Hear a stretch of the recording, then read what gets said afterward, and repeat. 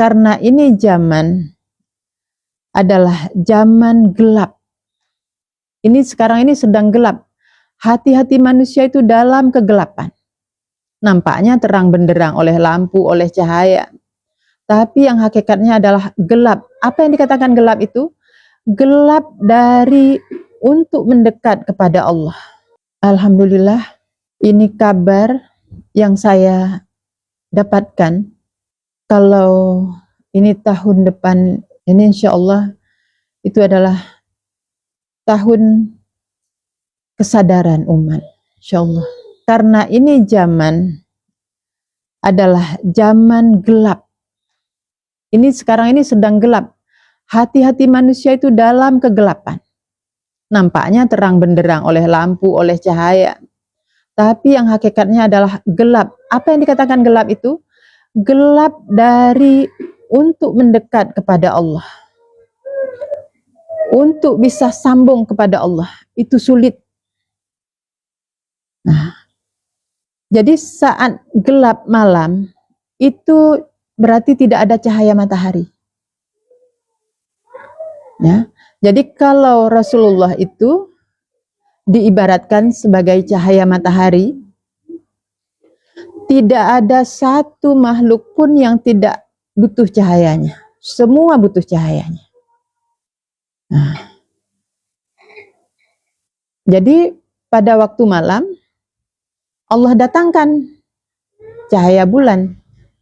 Pada waktu gelap, didatangkan cahaya bulan di akhir zaman ini. Nah, itu semua ketentuan yang sudah diatur oleh Allah. Dengan ketentuan Allah itu, apa yang kita disuruh? Tetap dalam rumus yang sama untuk bisa bersyukur, bersabar, dan berjihad di jalannya. Untuk kita pulang kepadanya, menuju kepadanya. Nah, seperti yang saya bacakan tadi, berlarilah kalian. Nah, bersegeralah kepada Allah, kepadaku, kata Allah. Nah, sekarang apa yang kita lakukan untuk bisa bersegera kepada Allah? Perbaiki hati kita, bersihkan hati kita. Ada ini wasiat mukjizat yang ditinggalkan oleh Rasulullah, yang ditinggalkan oleh cahaya yang terang benderang, oleh matahari yang sebelumnya menyinari. Sekarang tetap masih ada. Itulah Al-Quran. Kita baca, kita pahami, kita laksanakan. Inilah lentera kita nih, untuk di akhir zaman ini. Dalam gelap malam, nah, kita insya Allah tetap bisa dikasih arah. Walaupun tidak seterang cahaya matahari seperti siang, tapi cahaya bintang sudah membantu. Apalagi ada rembulan, alhamdulillah. Nah, jadi semua yang dalam Al-Quran itu tidak ada alasan untuk tidak kita kerjakan. Semua nyata dan itu pasti. Nah, jadi yang tadi saya bacakan itu adalah surat 51 Az-Zariyat. Nah, jadi walaupun ringkas, intinya itu kita memang benar-benar diciptakan hanya untuk beribadah kepada Allah. Nah, jadi yang beribadah itu apa? Allah melihat dari hati. Jadi hati ini yang harus didahulukan. Jadi kalau tadi perbaiki yang terdekat dulu. Nah, baru yang dekat kita, yang di dekat kita, kemudian yang mendekat kepada kita. Nah, jadi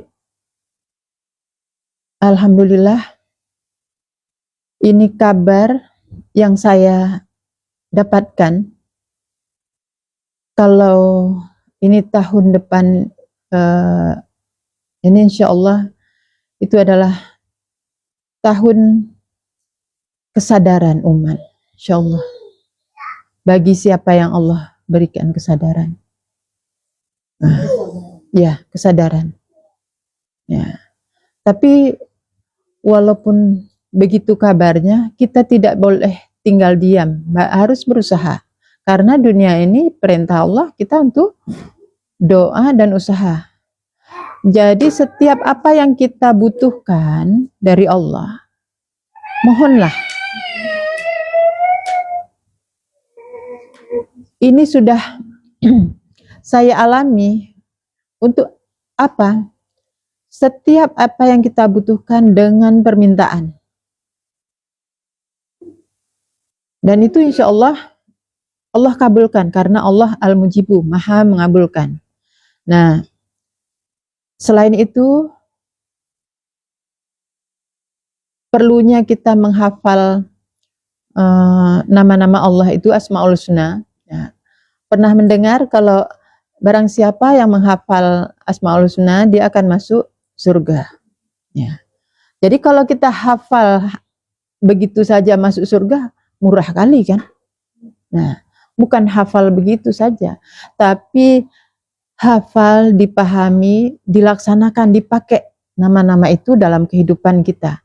Sehingga begitu kita mengalami masalah, misalnya susah, gelisah, kita panggil namanya. Assalam. Ada rasa khawatir, takut, Al-Mu'min. Kita panggil namanya. Jadi Allah menciptakan dunia ini sebenarnya memang dengan kasih sayang, dengan cinta. Jadi yang saya jelaskan yang lalu, kalau ini ruh, ini kita di alam ruh. Di sini rasa seperti yang kemarin itu, kasih sayang, cinta, inilah satu rasa aja, rasa syukur. Ya. Tapi ini ingat, kita di dunia ini diuji dengan dua rasa, senang, rasa senang atau rasa tidak senang. Begitu kita mengikuti nafsu ini saya ulang-ulang. Ini ada nafsu. Kalau terikut nafsu, maka di luar ini ada tempelan-tempelan. Tempelan-tempelan dari setan iblis. Apa? Marah, benci, tersinggung, dendam, kecewa, sedih. Ini semuanya tempelan-tempelan yang dia senantiasa siap untuk masuk ke dalam rasa. Jadi begitu rasa, misalnya kita melihat seseorang yang yang menyakiti kita, timbul kan rasa kesal, orang itu kok berani, dia dulu dia ngomong begini, masih ada, berarti dendam. Jadi begitu terikut nafsu, ini ada jalan masuk rasa, timbul rasa. Kalau ini tidak senang, di sini senang. Jadi meteran tidak senang itu naik, tinggal rasa senangnya sedikit atau bahkan hampir tertutup. Jadi bukanlah orang lain yang menjadikan kita itu sedih, susah, marah. Ini ya, dipahami ya. Sedih misalnya, marah. Ini adalah tempelan-tempelan iblis semuanya.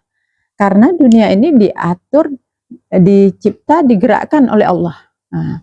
Jadi ini terjadi, ini kita melihat tingkah laku seseorang menimbulkan rasa apa. Nah, Kalau kita tidak mengikuti nafsu kita, maka ini insya Allah tertahan, tidak bisa masuk.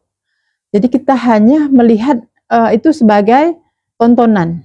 Nah, kejadian-kejadian itu kita melihat, subhanallah, Allah mencipta, Allah mengatur dalam kesadaran seperti itu. Tapi kalau kita ini terikut oleh nafsu kita, ini pasti orangnya lupa. Walaupun sudah belajar begini, dia tidak akan bisa ingat kalau dia itu diatur, digerakkan oleh Allah.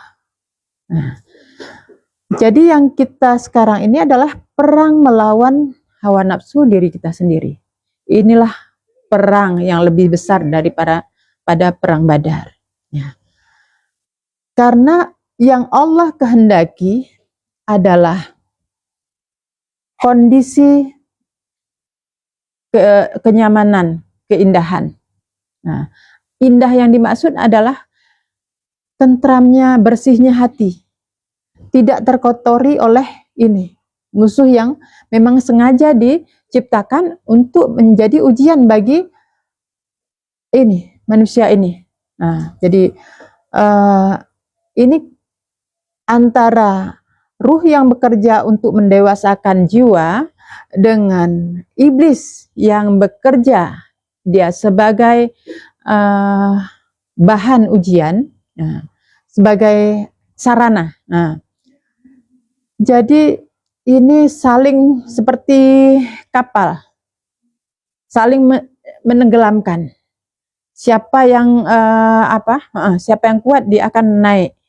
Nah, jadi kita perlu perkuat adalah pertahanan kita. Untuk apa? Tidak mengikuti nafsu. Ini di zaman ini. Tidak mengikuti nafsu.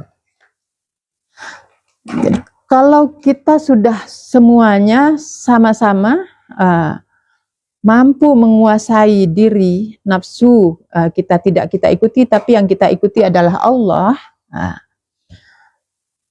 Insya Allah semua akan menjadi nyaman. Jadi yang dikatakan di dalam hadis pada waktu itu, pada waktu sudah terjadi kemenangan itu, hewan buas dengan seperti harimau dan kambing bisa hidup berdampingan.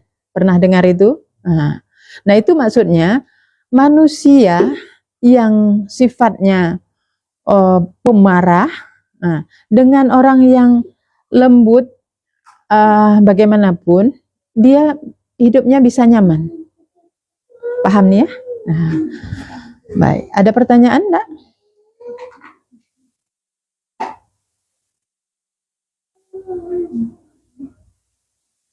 Jadi ini akhir zaman ini memang ilmunya itu yang kita harus pahami itu adalah ilmu hati. Karena apa? Ini sudah gelap, kondisinya gelap malam. Jadi kalau sudah malam, cahaya pun yang ada sekedar bintang, bulan, maka walaupun lambat berjalan, tetaplah terus menuju kepada Allah. Untuk apa? Keselamatan jiwa kita, lahir batin kita, untuk keselamatan kita yang sesungguhnya, ruh kita. Subhanallah walhamdulillah wa la ilaha illallah. Jadi senjata-senjata yang pernah saya sampaikan, baik itu pagar atau baju besi, senjata, gunakanlah. Nah, karena yang kita lihat ini misalnya begini, gunanya kenapa diberikan syariat dulu, baru hakikat, supaya kita bisa melihat yang tersembunyi itu, ruhani itu sebenarnya gimana. Misalnya kita sholat nih, sholatnya nggak nyaman, nggak khusyuk. Itu ada masalah apa di ruhani kita? Jadi kita bisa melihat dari pergerakan, dari kesadaran kita saat itu.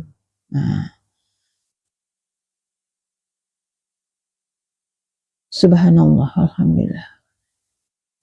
Tidaklah pantas matahari untuk mengejar bulan, dan tidak malam mendahului siang. Di mana itu? Di surat Yasin. Nah, jadi perumpamaan-perumpamaan seperti ini, karena semuanya sudah diatur supaya mereka beredar di garis edarnya, orbitnya masing-masing. Jadi untuk kita bisa bersyukur, kalau tidak mampu bersyukur, bersabar. Tidak mampu bersabar berarti perang. Yang kita perangi jangan orang lain, tapi diri kita sendiri. Nah, jadi ini banyak kasus yang terjadi, yang keluhan berbagai macam. Intinya, yang kita harus paham, kalau kita masih menyalahkan orang, ya ini yang harus kita ingat. Kalau kita masih menyalahkan orang, berarti kita masih salah. Kita itu sendiri yang masih salah. Ini rumus yang kita harus pegang untuk menjaga hati.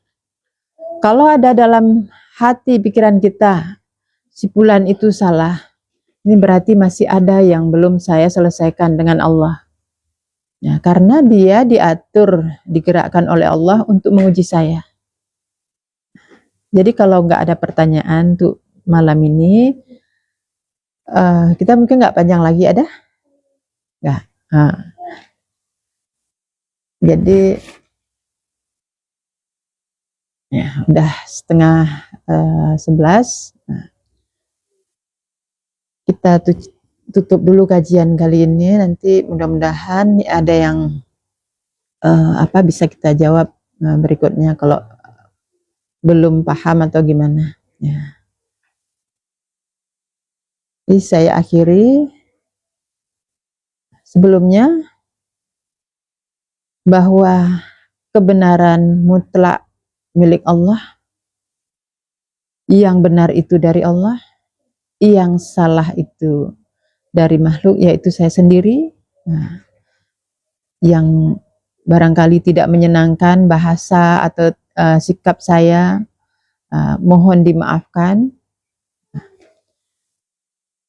Jadi alhamdulillah, terima kasih ya Allah, telah Engkau berikan anugerah-Mu kepada kami. Jadikanlah kami orang yang mampu melaksanakan amanat-Mu untuk menjadi hamba-Mu yang sebenar-benarnya menghambakan diri kepadamu. Saya akhiri. Assalamualaikum warahmatullahi wabarakatuh.